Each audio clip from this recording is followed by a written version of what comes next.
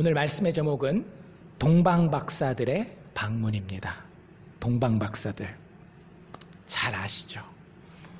어쩌면 거의 매년 들은 이야기이실 수도 있을 거예요. 작년 이맘때에 들으셨던 설교가 교회력을 제가 이렇게 확인해 보니까 아마 이 설교셨을 것 같아요.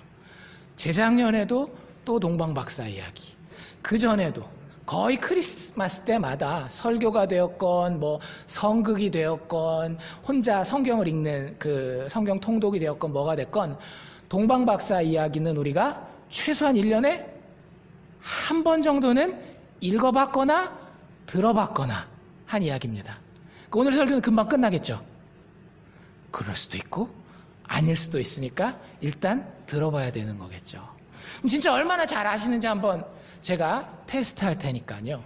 종이에다가 답을 적지 않으셔도 되고 손을 들고 발표는 안 하셔도 되는데 자기 양심에 손을 얹고 내가 이거 답을 진짜 알고 있었나 채점을 한번 해보시기를 바랍니다. 저한테는 얘기 안 하셔도 돼요. 속으로만 하는 겁니다. 괜히 목사님이 시켜가지고 내가 창피당했어 이러면 안 되니까 속으로만 답하시면 됩니다. 동방박사 이야기에 대한 질문이에요. 어려우실까봐 객관식으로 만들어 드리겠습니다. 예수님이 아기였을 때 동방박사들이 찾아왔어요. 언제 찾아왔을까요? 1번 하루 후에, 2번 일주일 후에, 3번 한 달 후에, 4번 1년 후에, 5번 딴 거. 다시 동방박사들은 언제 아기 예수를 찾아왔을까요? 1번 하루 지난 다음에, 2번 일주일 지난 다음에, 3번 1년 지난 다음에, 아니죠, 한 달 지난 다음에, 죄송합니다. 4번 1년 지난 다음에, 4번 거긴 답이 없다, 다른 거다. 여러분들 알고 계셔요? 많은 분들은 답을 몇 번이라고 이야기하시는가 하면 1번 아니면 2번을 얘기를 해요. 예수님 태어나고 바로 동방박사들이 왔을 것이다, 이렇게 생각합니다. 답은 제가 조금 이따 알려드릴게요. 두 번째 질문입니다. 동방박사 이야기, 같은 이야기예요. 동방박사들은 예수님이 어디에 있는 것을 보셨을까요?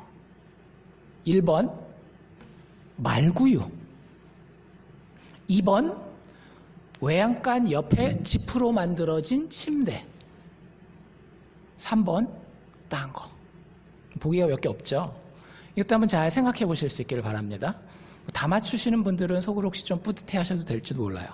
마지막 세 번째 문제입니다. 이건 되게 쉬울 수도 있어요. 이거는 그냥 제가 그냥 답을 드릴 테니까 속으로 이렇게 딱 숫자를 떠올리시면 돼요.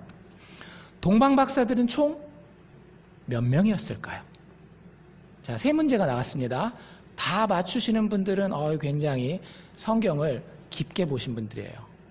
우리는 많은 경우에 내가 성경을 읽고 알고 있다라고 생각하는데 집에 가서 확인해 보시기를 바랍니다. 정확하게 확인을 해 보십시오. 1번 문제의 답. 동방박사들은 언제 아기 예수를 발견했을까요? 만났을까요? 1번과 2번은 정확하게 아닙니다. 3번도 아닐 가능성이 크고요. 답은 4번 아니면 5번이에요. 성경에 보면 헤롯 왕이 나중에 아이들을 죽여요. 그쵸? 근데 그때 기준이 뭐예요? 2살 미만의 아이들을 다 죽이라고 얘기를 합니다. 그 베들레헴에 있는 2살 미만의 아이들을 다 죽이라고 이야기해요. 그 얘기는 무슨 얘기예요? 동방박사들이 자기 얘기들을 했을 거 아니에요. 헤롯 왕에게 가서 이때부터 우리가 별을 봤습니다. 그게 언제 이야기를 하는 거예요? 2년 전부터 봤다라는 거예요. 동방박사들은 예수님이 태어나고 꽤 오래 있다가 오랜 시간이 지나고 난 다음에 최소한 1년에서 2년이 지나고 나서 예수님을 방문한 겁니다. 누가복음에 나오는 목자들은 바로 그날 밤 가서 만나잖아요. 그러니까 우리 네티비티신이라고 그러죠. 아기 예수의 탄생 이 장면에 사실은 우리는 이제 다 성경의 이야기를 모아서 거기다 하긴 하지만 실제 성경적인 근거는 동방박사들은 목자들과 같이 예수님을 만나지 않습니다. 집에 가서 꼭 성경을 확인하십시오. 목사가 얘기하는 게 중요한 게 아니라 하나님이 성경을 통해 말씀하신 게 훨씬 더 중요한 건 아시죠? 그렇죠? 성경에 그렇게 나와 있어요. 그게 1번 정답이고요. 2번은 어디서 동방박사들이 만날까요? 예수님이 어디 있는 거를? 말구유? 아니면 그 외양간의 한 구석? 아니면 외양간에 그래도 침대 잘 만들어가지고 거기? 여기 뭐라고 돼 있는가 하면은요, 집에 들어갔다라고 돼 있어요. 이미 그 임시적인 상황은 지났습니다. 인구조사 때문에 거기 방문한 거잖아요. 인구조사가 끝나고 자기 고향으로 돌아갈 사람들은 다 돌아갔어요. 근데 어떤 이유에서였는지 요셉과 마리아는 그 베들레헴 지역에 살게 됩니다. 올해는 아니지만 그래도 한 1, 2년 이상 살게 돼요. 그러면 맨날 외양간에서 살 수 있어요? 없어요? 없죠. 그러니까 어떤 식으로건 집을 얻어서 그 집에 지금 살고 있었고, 11절에 아까 우리 장로님 읽어주신 데 보면 정확하게 뭐라고 돼 있는가 하면 외양간으로 들어갔다라고 얘기하지 않아요. 어디 들어갔다라고 그랬어요? 집에 들어갔다라고 이야기를 합니다. 그래서 아기 예수를 만난 건 우리가 정상적으로 살고 있는 집 안에 들어가서 동방박사들이 아기 예수를 만나게 되는 거예요. 이 정도는 알고 계셨겠죠? 속으로 채점해 보십시오. 마지막 동방박사는 몇 명이라고요? 정답은 모른다. 이게 정답이에요. 우린 보통 몇 명으로 이렇게 표현을 해요? 3명. 이유가 뭐예요? 황금과 유향과 모략을 들었으니까 한 사람 앞에 하나씩 선물을 들고 왔을 것이다 라는 이야기가 있는데요.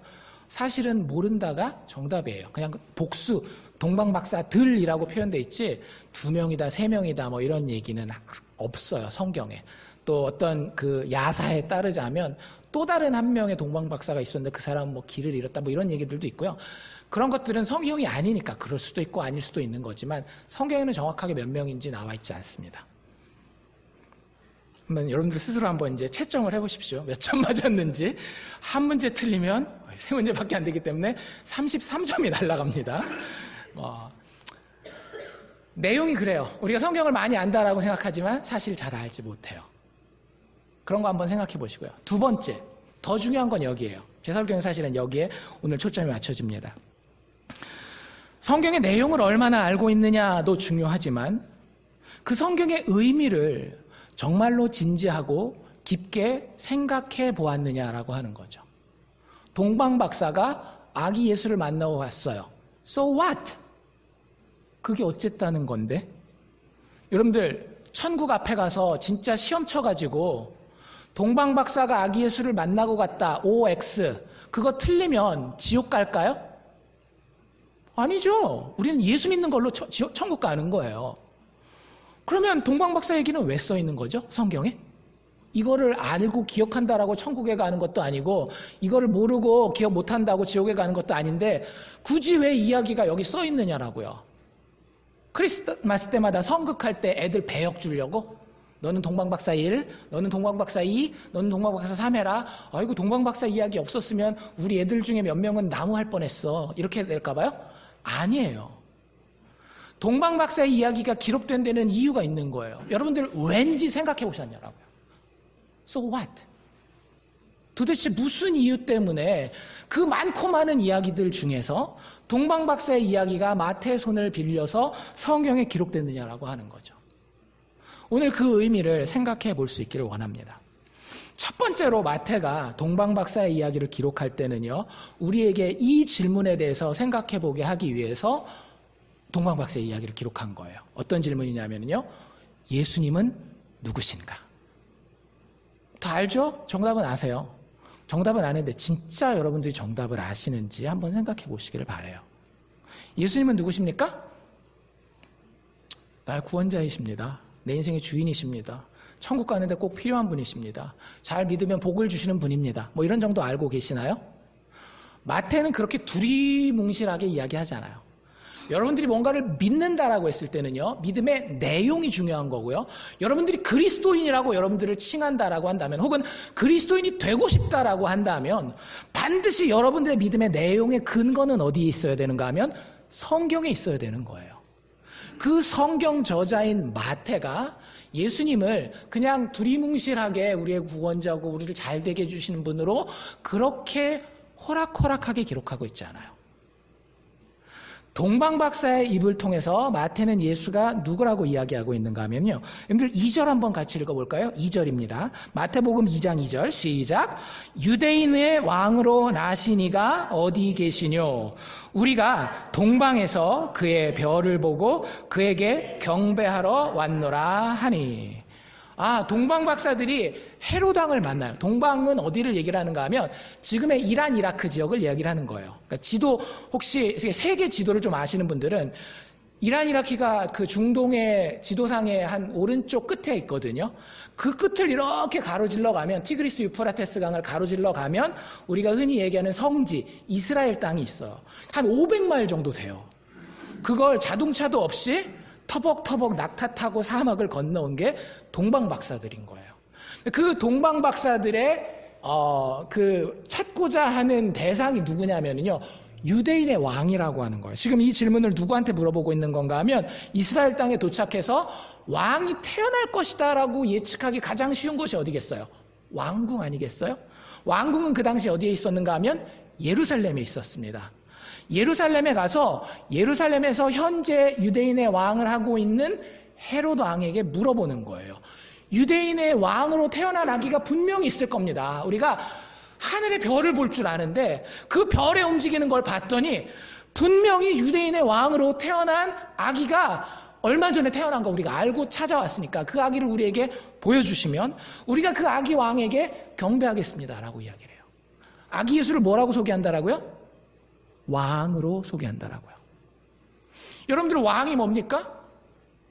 우리는 왕정을 안 살죠. 민주주의를 살기 때문에 왕이 뭔지 잘 모르실 수 있어요. 근데 상상은 해볼 수 있겠죠. 제가 이제 어떤 아는 분들이랑 한국과 또 동양의 역사에 대해서 이렇게 이야기를 하잖아요. 한중일 3국, 한국, 중국, 일본을 통틀어서 2000년 역사상 자유인은 딱 한 명밖에 없대요. 중국의 천자. 나머지는 일본, 천황이 됐건 우리 뭐 조선의 왕이 됐건 다 그 밑에 있는, 쉽게 얘기하자면 자기의 100% 자유의지가 없는 존재들이라고 하는 거예요. 모든 것은 누구에 의해서 결정돼요? 왕에 의해서 결정돼요. 그 왕이 결정하면 프랑스의 루이 14세가 이야기했던 것처럼 짐이 곧 법인이라. 왕이 이야기하는 것이 모든 것의 기준이 되는 거예요. 거기에 맞춰갈 수밖에 없어요. 우리 그거 싫어하죠. 왜요? 우리가 지금까지 어떤 왕들을 많이 봤어요? 나쁜 왕들을 많이 봤잖아요. 수천 년을 거치면서 왕까지 못 된다 할지라도 대통령 중에서도 나쁜 사람들, 지도층에 올라가는 사람들 중에서 나쁜 사람들을 많이 봤기 때문에 우리는 왕이 절대 권력을 가지고 있다라고 하는 것에 대해서 되게 부정적인 마음을 가지고 있어요. 그런데 이 왕은 그런 왕이 아니에요. 이 왕은 다윗의 후손으로 오시는 왕입니다. 다윗은요, 이스라엘 백성들이 계속 기다리는 왕이에요. 자기들이 이렇게 로마 통치하에서 죽겠는데 이걸 살려줄 수 있는 유일한 왕은 다윗의 후손으로 올 왕 그 하나밖에 없다라고 생각한 거예요. 그리고 그들은 뭐라고 불렀는가 하면, 그 오실 왕을 뭐라고 불렀는가 하면 메시아. 신약 성경은 메시아를 뭐라고 부르는지 아세요? 그리스도라고 부릅니다. 이 뜻이 뭐냐면 메시아, 그리스도 똑같은 단어인데요. 히브리어는 메시아, 헬라어로는 그리스도. 뜻이 뭐냐면 기름 부음 받은 자라는 뜻이에요. 하나님께서 임명하셔서 하나님께서 기름 부어 이 땅에 왕으로 보내실 왕인데, 이 왕의 특징은 뭐냐면요, 모든 다른 왕의 통치를 끝내버려요. 왜? 다른 모든 왕들은 왕인 척하는 거예요. 하나님이 주신 권세를 자기 임의대로 사용하기 때문에 하나님의 왕을 세웠다가도 어떻게 해요? 무너뜨리죠. 아수르 왕 세웠다가 아수르 왕 무너뜨리고, 바벨론 왕 세웠다가 바벨론 왕 무너뜨리고. 이게 하나님의 역사잖아요. 왜? 왕으로 세워놨는데 본인들이 하나님의 뜻을 섬기는 것이 아니라 자신의 영광과 자신의 욕심을 섬기기 때문에. 그래서 그 모든 왕들을 무너뜨린 완벽한 정의를 가지고 완벽한 자비와 은혜를 실천한 궁극적인 왕을 보내주시겠다라고 하는 것이 구약 성경의 계속된 약속이었어요. 그것을 메시아라고 부르는 것이고 그것을 그리스도라고 부르는 거예요. 마태가 지금 예수님을 그렇게 소개하는 겁니다. 그냥 왕이 아니라 그 메시아, 기름 부음 받은 모든 잘못된 왕들을 끝내고 우리에게 하나님의 바른 통치를 가져다 주실 그 왕이 오신다라고 하는 거예요. 그래서 4절에 보면 뭐라고 이야기하고 있는가 하면 그냥 왕으로 이해하고 있잖아요. 헤롯 왕도 이야기를 딱 듣자마자 유대인의 왕, 내 대를 이어서 누가 왕이 될 건가? 누가 반란을 일으킬 건가? 이런 왕이 아니라 4절에 뭐라고 나와 있는가 하면 자기 대제사장들과 서기관들한테 이렇게 물어봅니다.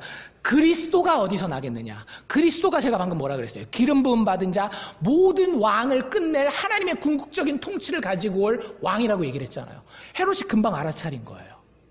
여러분들, 예수님이 이런 왕이라고 하는 겁니다. 그래서 동방박사의 이야기는요, 결국 우리에게 이런 질문을 하는 거예요. 당신 예수 믿는다고 얘기하십니까? 당신 예수 한번 믿어보겠다라고 이야기하십니까? 그럼 이 질문에 대답하십시오. 당신의 왕은 누구입니까? 당신의 왕은 누구입니까? 여러분들이 동방박사 이야기를 들을 때에 항상 이 질문을 생각해야 돼요. 여러분들 인생의 왕은 누굽니까? 돈입니까? 많은 현대인들에게 돈이 왕이죠. 우리가 비웃으면서도 우리는 돈을 쫓아다녀요. 왕으로 섬깁니다. 돈 막 쫓아다니는 사람 막 이렇게 욕하고 뒷담화 까고 그러잖아요. 근데 내 삶은 돈이 왕 아닙니까? 명예가 왕인 그런 인생도 있죠. 다른 사람들이 칭찬하고 다른 사람의 박수 칠 수만 있다라고 한다면 뭐든지 할 수 있는 거예요. 자식을 희생해서라도.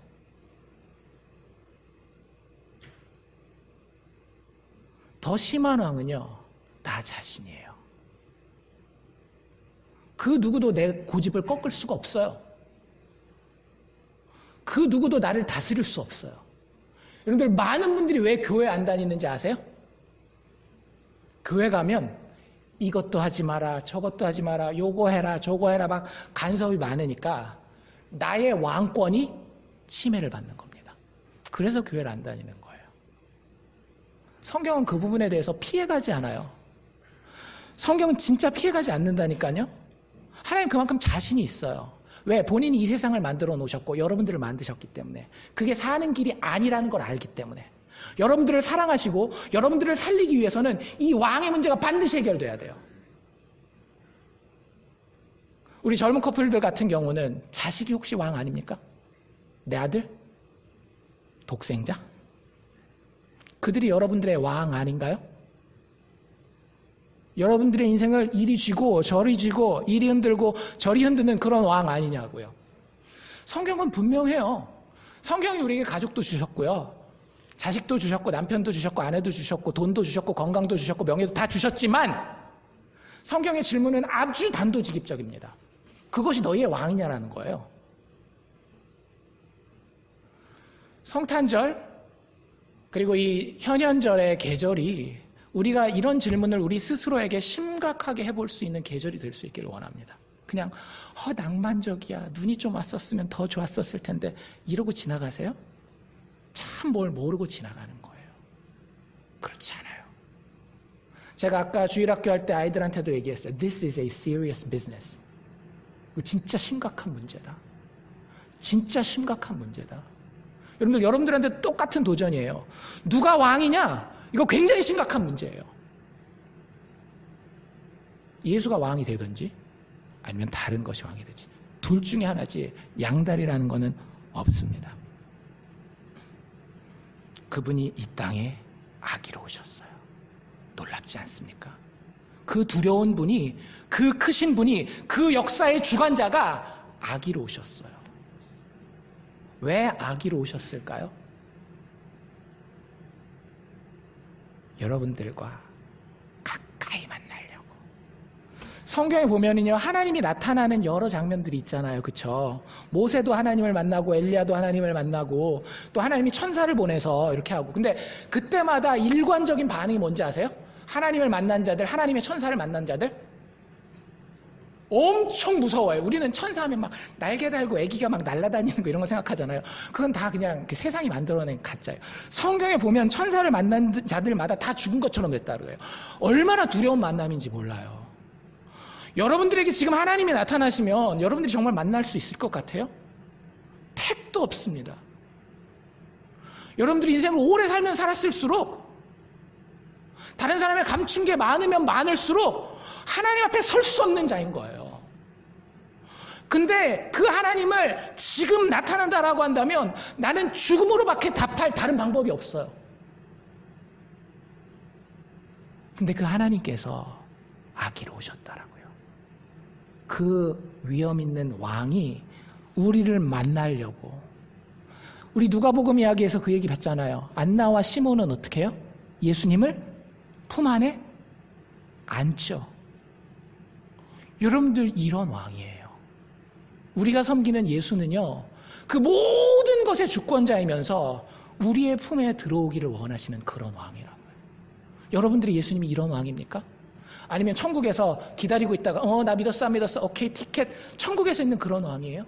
아니면 여러분들 삶에 들어와서 여러분들 품에 안겨 있고 여러분도 예수 품에 안겨 있는 그런 가까운 관계를 가진 그런 왕이냐라고요. 아기로 오셨다라고요. 우리의 품에 한번 안기기 위해서, 그리고 우리를 자기 품에 안으시기 위해서. 얼마나 우리를 사랑하고 아끼시는지. 그 왕이 여러분의 왕입니까? 이게 첫 번째 질문이에요. 동방박사의 이야기를 통해서 우리가 깨달아야 돼요. 두 번째 질문은 뭐냐면요, 그래서 이 예수에게 어떻게 반응해야 하는가? 여러분들 어떻게 반응해야 되겠어요? 우리 한국 사람들은 정답을 잘 알죠. 어떻게 반응하면 돼요? 이런 예수를 왕으로, 하나님이신 왕으로 잘 섬기고 경배하면 되겠죠. 그렇죠? 여러분들 정답은 다 알고 있어요. 그런데 도덕 시간에 100점 맞았다라고 밖에 나가서 선하게 살게 되던가요? 아니죠. 그게 한국 도덕교육의 그 문제 아닙니까? 도덕 시간에는 100점 맞는데 밖에 나가서 거짓말하고 다니고 친구 괴롭히고 막 이러잖아요. 우리가 정답을 아는 게 중요한 게 아니에요. 여러분들 정답을 사시느냐라고 스스로에게 물어보시기를 바랍니다. 예수를 당연히 신적인 왕으로 섬기고 경배하고 예배해야 돼요. 하지만 현실에는 다른 반응이 존재한다라는 것을 오늘 이야기는 보여주고 있습니다. 특별히 두 부류의 사람들이 있대요. 누구랑 누굴까요? 헤롯 왕과 동방박사들이에요. 헤롯 왕은 왕으로 온 예수를 어떻게 해서든지 파괴하려고 해요. 어떻게 해서든지 이 아기 왕을 무너뜨리고 없애버리려고 합니다. 그렇죠? 동방박사들은 어떻게 해요? 이 아기 왕을 어떻게 해서든지 만나려고 해요. 이 아기 왕을 어떻게 해서든지 찾아보려고 해요. 이 왕을께 어떻게 해서든지 엎드려져서 바싹 낮아져서 경배하려고 해요. 여러분들, 이게 우리가 가진 두 가지 옵션입니다. 다른 옵션은 없어요. 여러분들의 인생 가운데 여러분들이 교회 나오고 안 나오고의 문제가 아니에요.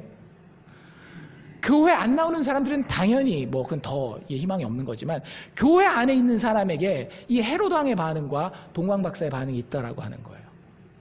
헤롯 왕의 반응은 뭐라고요? 예수를 내 인생에서 어떻게 해서든지 배제하려고 하는 겁니다. 헤롯 왕이 어떤 사람인지 여러분들 아셔야 돼요.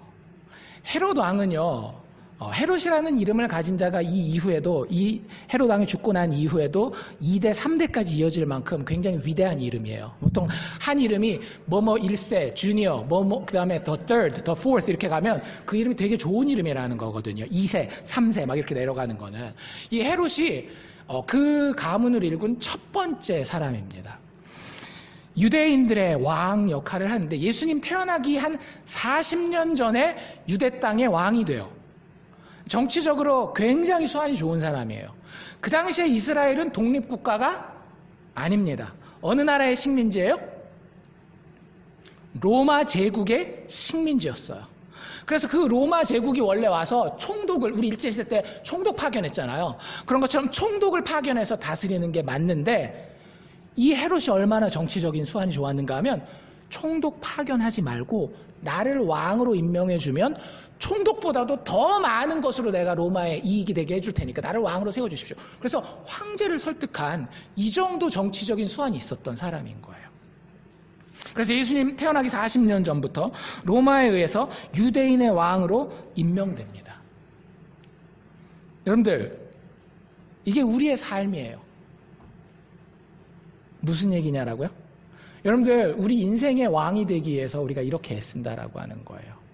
무슨 노력을 해서라도 왕으로 인정받기 위해서, 내 인생의 자율성을 인정받기 위해서 내 맘대로 할 수 있도록 내가 이 땅에 내 인생이라고 하는 이 땅의 왕이 될 수 있도록 좀 인정을 해 주십시오.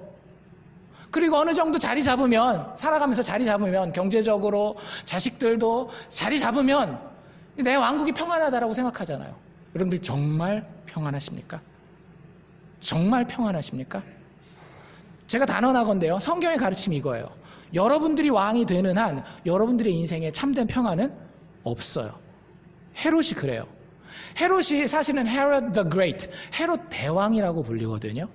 근데 이 사람은 아까도 말씀드린 것처럼 진짜 왕이 아니에요. 왜? 그 총독자리거든요. 이 급 자체가 왕의 급이 아니라 총독급이에요. 자기가 왕이라고 자칭하는 것뿐이죠. 돈 주고 정치적인 영향력으로 그 타이틀을 그냥 산 것뿐이지 진짜 유대인의 왕이 아니에요. 더 놀라운 건 뭐냐면요. 우리 많은 분들은 헤롯 왕이 유대인의 왕이니까 당연히 다윗처럼 유대인일 거라고 생각하는데요. 헤롯은요. 유대인도 아니에요. 이두메 사람이라고 불리는데 성경에 보면 에서 족속 있죠. 에돔 족속. 그 에돔 족속의 후손입니다. 자기 아버지가. 어머니는 그렇다고 유대인이냐? 아니에요. 어머니는 또 아라비아 사람이에요. 페르시아. 그러니까 이 사람은 혈통적으로도 유대인의 왕이 될 수가 없는 거예요.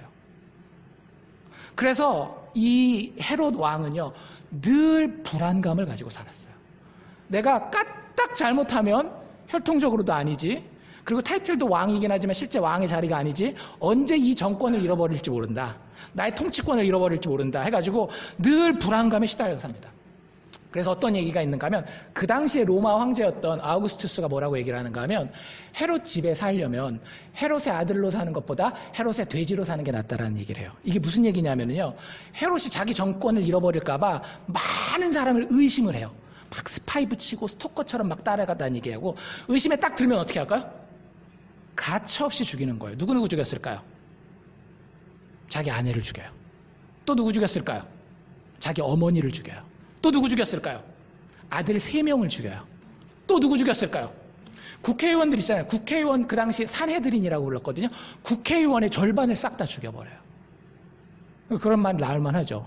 헤롯 집의 아들 되는 것보다 헤롯 집의 돼지 되는 게 헤롯과 함께 살기에는 훨씬 더 안전하다라고. 여러분들, 우리가 우리의 인생의 왕이 되면은요, 우리는 늘 이런 불안감을 가지고 살아갑니다. 내가 이 경제적인 주도권을 놓치면 어떡하지? 내가 우리 집에서 이런 발언권에 대한 권위를 놓치면 어떡하지? 여러분들, 그거 불안하지 않을 수 있는 쉬운 방법이 있어요. 성경적으로 가시면 돼요. 그 물질 내 거 아니에요. 그 권위 내 거 아니에요.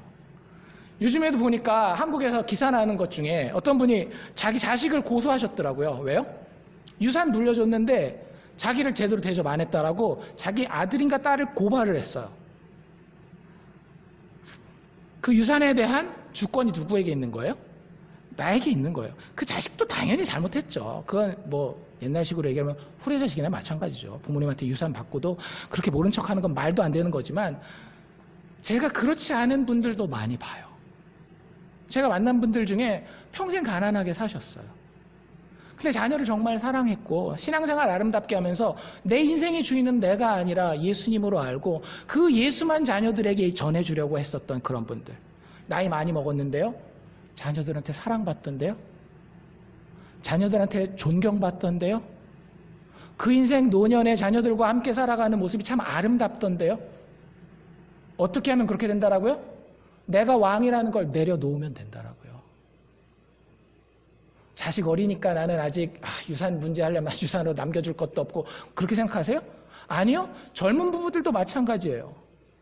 자식의 왕이 되어서 아이들의 스케줄부터 모든 꿈까지 내가 다 통치하고 그것대로 따라주지 않으면 불안해하고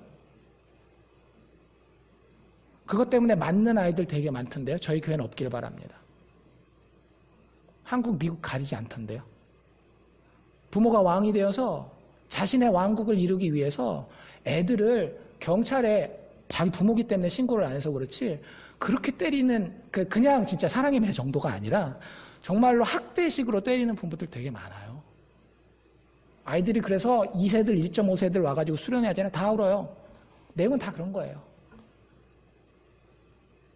여러분들, 헤롯 왕처럼 사는 거 세상은 박수 쳐줄 수 있어요. 와, 성공했구나. 돈 많구나. 큰 집에 사는구나. 좋은 차 타는구나. 박수 쳐줄 수 있어요. 세상이 여러분들의 인생을 책임져 줍니까? 절대 그렇지 않아요. 여러분들의 인생은 하나님께서 주관하시고 하나님께서 마지막에 심판하시며 하나님께서 마지막에 책임져 주십니다. 헤롯 왕에게 예수는 경쟁자요, 위협이요, 성가시며 창피함이었어요. 여러분들에게 예수는 어떤 왕입니까? 천국 갈 때만 필요한, 혹은 교회의 이름을 빌려서 내 사업을 확장하는 데만 필요한 혹시 그런 도깨비 방망이 같은 그런 도구는 아닙니까? 그럴 수 없어요.